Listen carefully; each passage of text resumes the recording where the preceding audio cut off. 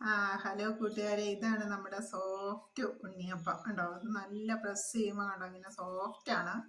നമ്മുടെ സോഫ്റ്റ് ഉണ്ണിയപ്പം ഉണ്ടാക്കാനായിട്ട് നമ്മൾ എന്തൊക്കെ ചെയ്തതെന്ന് ചോദിച്ചു കഴിഞ്ഞാൽ, നമ്മൾ പച്ചരി എടുത്തു.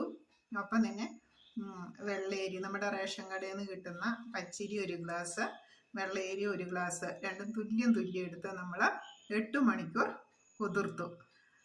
കുതിർത്ത് നന്നായിട്ട് വെണ്ണ പോലെ അരച്ചെടുത്തു. ഒരു നുള്ളുപ്പും കൂടെ ചേർത്ത് ആണ് നമ്മൾ അരച്ചെടുത്തത്.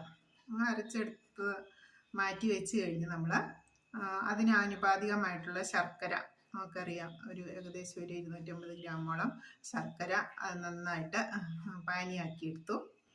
പാനി നമ്മൾ വെള്ളം കുറച്ച് കുഴമ്പ് പാകത്തിനാണ് നമ്മൾ അരി അരച്ചെടുത്തത്.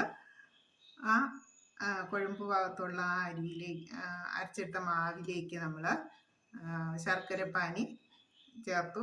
നമ്മൾ പെട്ടെന്ന് ഉണ്ടാക്കിയത് കൊണ്ട് മറ്റ് നമ്മൾ തേങ്ങ വറുത്തിടുക അല്ലെങ്കിൽ കശുവണ്ടി നട്ട്സ് ഇടുക അതൊന്നും നമ്മൾ ചെയ്തിട്ടില്ല. നമ്മൾ അരിയും ശർക്കരയും മാത്രമാണ് ഉപയോഗിച്ചിട്ടുള്ളൂ.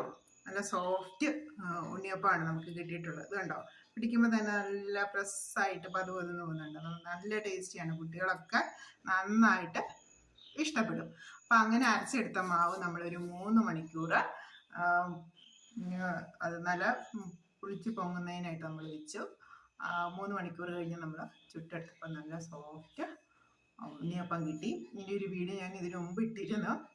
എല്ലാവരും ഒന്ന് കാണുക. അടുത്തൊരു വീഡിയോ ആയിട്ട് അടുത്ത ദിവസം കാണാം. Okay, bye bye.